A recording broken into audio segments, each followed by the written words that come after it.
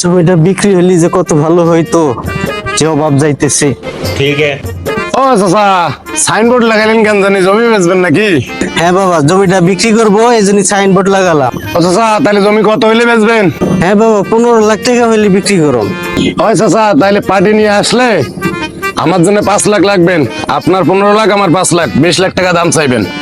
আচ্ছা বাবা, তুমি পার্টি নিয়ে এসো, তোমার জন্য আমি 5 লাখ রাখবানি। ওই চাচা, পার্টি লয়ে আইছি।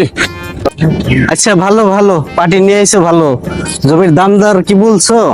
না, আমি দাম বলি নাই, উনি দাম বলুক। তুমি চাও, সমস্যা কি? ভাই জমির দাম কত থুছেন? ভাতিজারে তো 5 লাখ দিতে হইব, জমির দাম তো 15 লাখ। তাই ভাতিজার দালালি যদি 5 লাখ যদি দেয়া লাগে তাহলে হচ্ছে 20 লাখ। 20 লাখ 20 লাখ ভাই, 20 লাখ না, টাকা পাবেন 15 লক্ষ। ঠিক আছে, হইলে জমি দেন, দিয়ে দেন।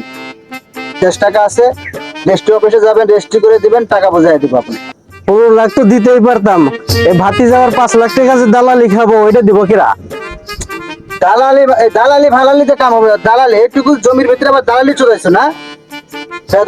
তুমি আমাকে আনছো কেন এখানে?